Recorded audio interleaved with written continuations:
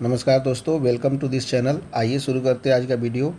Last video में हम लोग इलेक्ट्रिक चार्ज एंड फील्ड को हम लोगों ने कंप्लीट कर दिया है।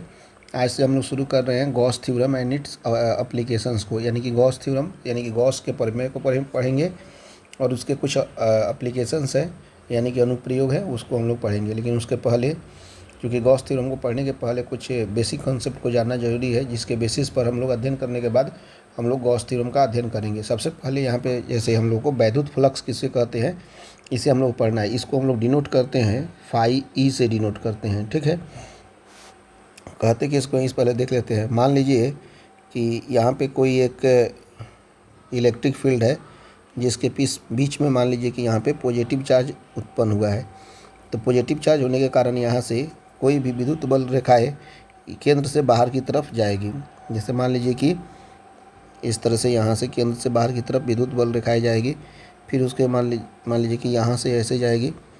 फिर उसके बाद में सभी रेखाएं जो है यहाँ से बाहर की तरफ जाएगी। इस तरह से सभी रेखाएं इधर इस तरह से बाहर की तरफ जाएगी। तो यहाँ से जो 90 डिग्री का कोण बनाएगी उसी को हम लोग कहते हैं विद्युत फ्लक्स।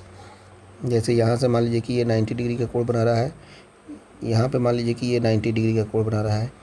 तो सभी विद्युत वाहक रेखाएं, विद्युत बल रेखाएं विद्युत फ्लक्स नहीं कहलाती है, लेकिन जो रेखाएं यहाँ पे केंद्र से बाहर की तरफ जा रही है, तो जो रेखाएं यहाँ पे केंद्र से बाहर की तरफ जा रही है वे सभी रेखाएं जो है वह क्या कहलाएगी, वैद्युत फ्लक्स कहलाएगी। यानी कि विद्युतीय क्षेत्र के अंतर्गत यदि 90 डिग्री के कोण पर जो भी विद्युत बल रेखाएं बाहर की तरफ या अंदर की तरफ आती है, यहाँ पे बाहर की तरफ जा रही है, तो ये सभी रेखाएं क्या कहलाएगी, वैद्युत फ्लक्स कहलाएगी। इसे हम लोग फाई से डिनोट करते हैं। इसको हम लोग बोल सकते हैं धनात्मक फ्लक्स। फ्लक्स दो प्रकार के होते हैं। वैद्युत फ्लक्स जो होता है दो प्रकार का हो सकता है।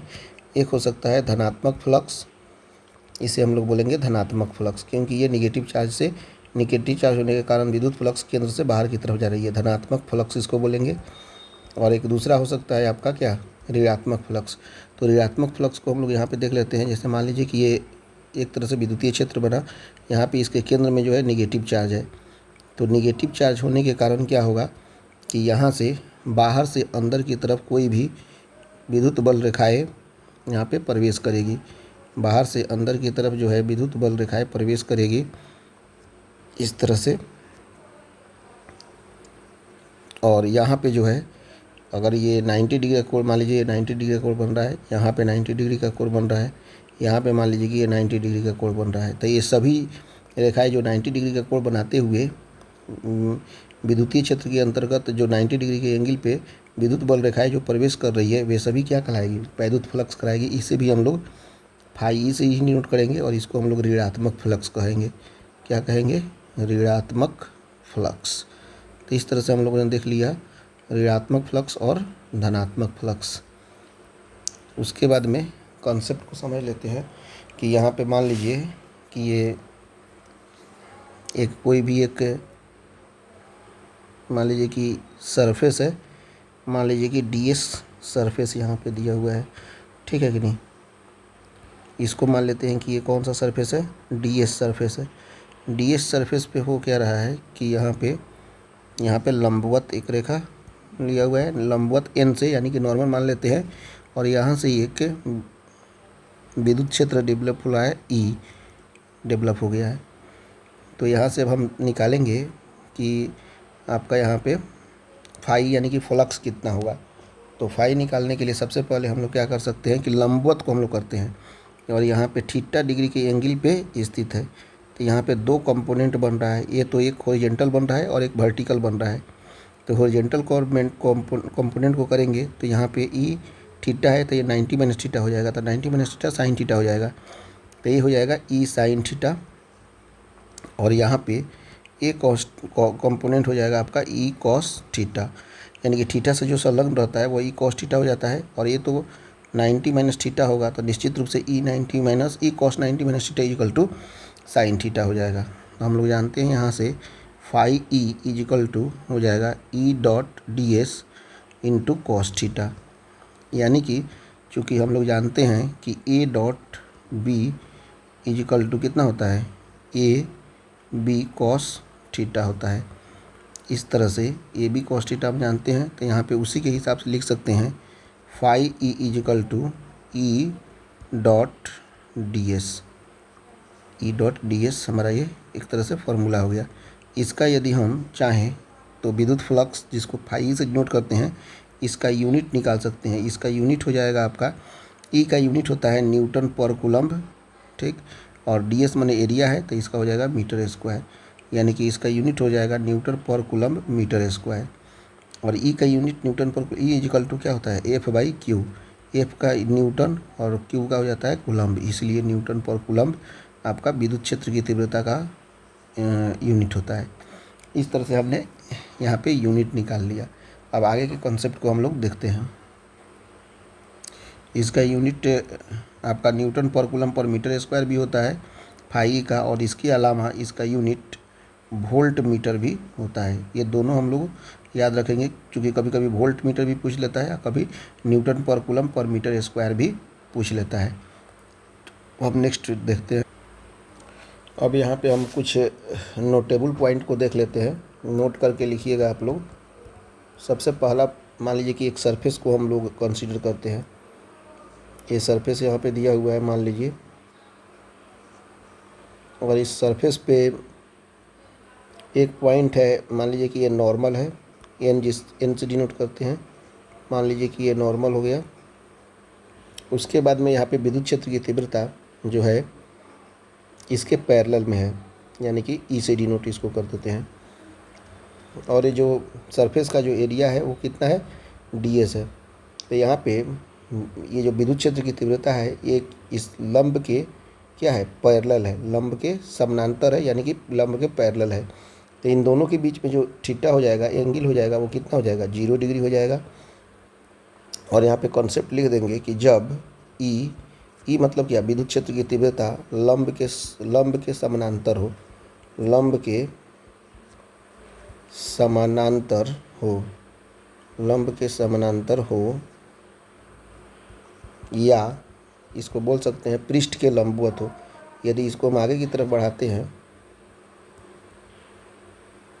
यदि हम इसको आगे की तरफ बढ़ाते हैं मान लीजिए इस तरह से, तो निश्चित रूप से ये पृष्ठ के क्या हो जा रहेगा, लंबवत हो जा रहा है, या पृष्ठ के लंबवत हो, या पृष्ठ के लंबवत हो, पृष्ठ के लंबवत हो।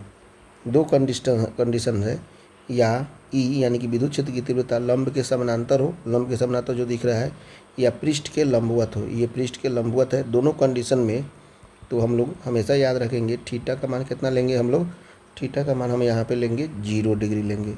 ये कंडीशंस और कंसेप्ट है। और दूसरा कंडीशंस में मान लीजिए कि एक पृष्ठ यहाँ पे दिया हुआ है, और ये जो पृष्ठ है वह आपका ds पृष्ठ है, इसका एरिया कितना है, ds है। और यहाँ पे जो दिया हुआ है ये नॉर्मल यानी कि लंब, जो लंब के जो होता है, ये जो विद्युत क्षेत्र की तीव्रता ई जो है वो क्या है, परपेंडिकुलर है, यानी कि लंबवत है। तो यहाँ पे कॉन्सेप्ट क्या हो जाएगा कि जब ई जो है लंब के लंबवत हो, या यहाँ पे जो दिया हुआ है आपका पृष्ठ के समानांतर हो, तब इस कंडीशंस में थीटा कितना हो जाएगा, 90 डिग्री। तो कंडीशंस लिख देंगे, जब ई यानी कि विद्युत क्षेत्र की तीव्रता जो है वह लंब के लंबवत हो, या पृष्ठ के समानांतर हो, पृष्ठ के समानांतर हो। ये दो कंडीशंस हो सकता है, या तो लंब के लंबवत हो या पृष्ठ के समानांतर हो। तो दोनों कंडीशंस में थीटा इजिकल टू कितना हो जाएगा, 90 डिग्री हो जाएगा। इस तरह से हम लोग हमेशा इसको कंसीडर कर सकते हैं। ये कॉन्सेप्ट इसलिए जानना जरूरी है क्योंकि गॉस थ्योरम के एप्लीकेशंस में इसका हर एक जगह यूज होगा। दो कंडीशंस है, जब विद्युत क्षेत्र की तीव्रता यानी कि ई लंब के समानांतर हो तब थीटा इजिकल टू 0 डिग्री होगा, या विद्युत क्षेत्र की तीव्रता ई जो है पृष्ठ के लंबवत हो तब भी थीटा इजिकल टू 0 डिग्री होगा। कंडीशन नंबर 2 क्या है कि जब ई यानी कि विद्युत क्षेत्र की तीव्रता लंब के लंबवत हो तब भी थीटा 90 डिग्री, या विद्युत क्षेत्र की तीव्रता पृष्ठ के समानांतर हो तब भी theta equal to 90 degree. Conditions दोनों में से कोई भी दे सकता है एग्जाम में, इसीलिए इसको हम लोग को याद रखना है। अब आगे के कॉन्सेप्ट को पढ़ते हैं। अब हम लोग नेक्स्ट देखते हैं सॉलिड एंगल, यानी कि इसी को हम लोग बोलते हैं क्या, घन कोण। क्योंकि घन कोण का जानना जरूरी है, क्योंकि इसके बगैर हम लोग गॉस थ्योरम को प्रूफ नहीं कर सकते हैं। तो मान लीजिए कि यहाँ पे एक ये सरफेस दिया हुआ है और ये सरफेस पूरा एस है, ठीक है। और इसके केंद्र पे जो है मान लीजिए कि ये डी ओमेगा एंगल से ये निर्मित किया गया है, जिसको हम लोग बोलते हैं डी ओमेगा। और यहाँ पे जो सरफेस है, इस सरफेस को हम लोग बोल देते हैं डी एस। ये हमारा सरफेस है डी एस। और इसके बीचों बीच से होके एक रेखा जा रही है यहाँ से, जो यहाँ से मान लीजिए ये थीटा डिग्री के एंगल पे स्थित है। तो आपको यहाँ पे निकालना है डी ओमेगा। यदि मान लीजिए कि हम डी ओमेगा यानी कि घन कोण किसको बोलेंगे, डी ओमेगा इज कॉल्ड घन कोण। डी ओमेगा को ही हम लोग बोलते हैं घन कोण बोलते हैं। क्या बोलते हैं, घन कोण बोलते हैं। तो यहाँ से d omega is equal to हो जाएगा d s cos theta, d s cos theta divided by r square. ये हमारा घन कोण का फार्मूला हो गया, d s cos theta by r square. यानी कि ये पूरा डी ओमेगा, अगर यहाँ से अगर हम पूरा निकालना चाहें ये पूरा एंगल, तो इसको हम लोग क्या करेंगे, इंटीग्रेट कर देंगे। तो जैसे ही इंटीग्रेट करेंगे तो ओमेगा इज इक्वल टू प्राप्त हो जाएगा डी ओमेगा। तो यहाँ से हम इंटीग्रेट कर दे रहे हैं, तो इंटीग्रेट करेंगे integration of d s cos theta divided by r square. तो वास्तव में इसका वैल्यू हो जाता है omega is equal to 4 pi. तो इसी को हम लोग बोलते हैं स्टे रेडियन, ठीक है। हमारे पास ओमेगा का वैल्यू यहाँ से निकल गया।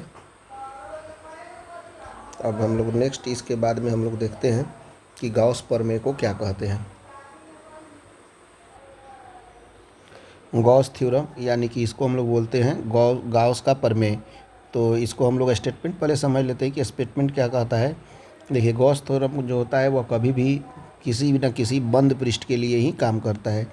जैसे मान लीजिए कि यहाँ पे कोई एक बंद पृष्ठ यहाँ पे दिया हुआ है, इस तरह से कोई एक बंद पृष्ठ है, तो इसी बंद पृष्ठ के लिए हमारा गॉस प्रमेय काम करेगा। बोला जाता है कि किसी बंद पृष्ठ से गुजरने वाला संपूर्ण वैद्युत फ्लक्स, जितना भी वैद्युत फ्लक्स दिया हुआ है, उस बंद पृष्ठ के अंदर जो उपस्थित कुल आवेश जो होगा, उस कुल आवेश का 1/ε0 के गुना होता है।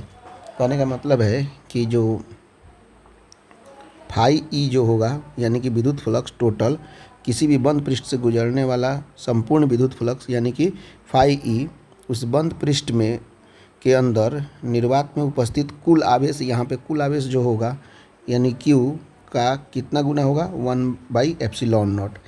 यानी कि इसको हम लोग बोल सकते हैं क्यू डिवाइडेड बाई ε0, या इसी को हम लोग लिख सकते हैं phi is equal to Q by ε0। ये हमारा फार्मूला हो गया किसका, गॉस प्रमेय का। इसी को हमको प्रूफ करना है, लेकिन उसके पहले हम लोग स्टेटमेंट लिख लेते हैं। क्या स्टेटमेंट लिखेंगे कि किसी बंद पृष्ठ से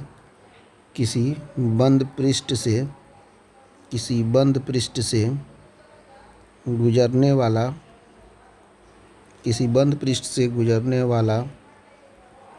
संपूर्ण वैद्युत फ्लक्स उस बंद पृष्ठ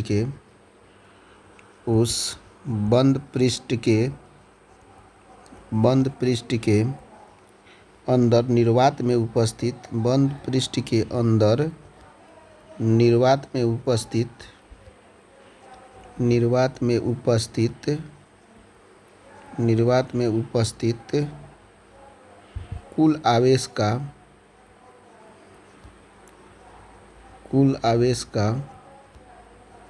1/ε0 गुना होता है। इसी को हम लोग बोलते हैं क्या, गॉस प्रमेय। तो सपोज कीजिए कि इस पॉइंट पे हमारा कितना दिया हुआ है, प्लस क्यू आवेश दिया हुआ है। तो यहाँ पे O पॉइंट है, ये पूरा एस हमारा सरफेस हो गया। यहाँ से 2 पॉइंट जा रहा है, ठीक है, और यहाँ से 1 पॉइंट ये से जा रहा है। तो सपोज कीजिए कि इन दोनों के बीच में जो एंगल है वो कितना है, डी ओमेगा मान सकते हैं। और यहाँ से इसके बीचों बीच से एक रेखा जा रहा है मान लीजिए, और यहाँ से ए वाला हो गया हमारा सरफेस, डी एस जिसको बोल देते हैं हम लोग, ये कितना है, डी एस एरिया है, ठीक है। और ये हो गया आर, ये इसको मान लेते हैं पी क्षेत्र। और यहाँ से हमारा मान लीजिए ये थीटा एंगल बन रहा है, और ये विद्युत क्षेत्र की तीव्रता यहाँ से ई काम कर रहा है। इस तरह से दिया हुआ है सारा चीज़। तो यहाँ पे पृष्ठ, यहाँ पे जो डी एस है, तो इस पृष्ठ डी एस से लिखेंगे, पृष्ठ डी एस से निकलने वाले विद्युत फ्लक्सों की संख्या, निकलने वाले फ्लक्सों की संख्या, निकलने वाले फ्लक्सों की संख्या, इसको हम लोग डिनोट कर लेंगे। चूँकि डी एस का डिनोट कर रहे हैं तो फाई ना लिख कर हम लोग क्या लिखेंगे, डी फाई ई लिख देंगे। चूँकि फाई इजकल टू हम लोग जानते हैं ई डी एस कॉस थीटा होता है, तो यहाँ पे ई डी एस कॉस थीटा ले लिए। उसके बाद में ये तो डी फाई केवल इसके लिए हुआ, तो संपूर्ण पृष्ठ एस से, माने इस पूरे पृष्ठ एस से गुजरने वाले फ्लक्सों की संख्या कितनी हो जाएगी, तो इसको इंटीग्रेट कर देंगे। संपूर्ण पृष्ठ एस से निकलने वाले फ्लक्सों की संख्या, निकलने वाले फ्लक्सों की संख्या कितनी हो जाएगी, निकलने वाले फ्लक्सों की संख्या equal to phi E, equal to हो जाएगा integration of d phi E हो जाएगा। तो integration of d phi E निकालना है, तो हम लोग जानते हैं कि integration of d phi E होता है integration of E d s cos theta के बराबर हो जाता है। तो यहाँ से हम निकाल सकते हैं इंटीग्रेशन ऑफ ई का वैल्यू होता है, विद्युत क्षेत्र की तीव्रता का वैल्यू होता है 1/4 pi epsilon naught into q by r square into कितना हो जाएगा, d s cos theta, d s cos theta. इसको हम लोग यदि हम कॉमन करेंगे q by 4 pi epsilon naught को, तो लिख सकते हैं q by 4 pi epsilon naught, यहाँ पे इंटीग्रेट करेंगे तो हो जाएगा d s cos theta divided by r square. अभी जस्ट हम लोग पढ़े थे Q by 4 pi epsilon naught, और d s by cos theta by r square, इसको हम लोग बोलते हैं integration of d s by cos theta r square को हम लोग बोलते हैं डी ओमेगा।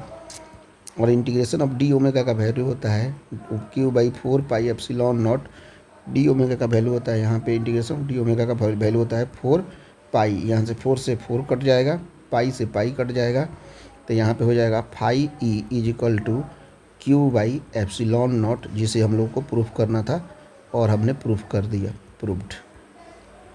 यहाँ पे हम लिख सकते हैं कोष्ट में कि इंटीग्रेशन ऑफ डी ओमेगा किसके बराबर हो जाता है, 4 पाई के बराबर होता है। और यहाँ पे लिख सकते हैं d s cos theta by r square is equal to होता है किसके बराबर, डी ओमेगा के बराबर होता है।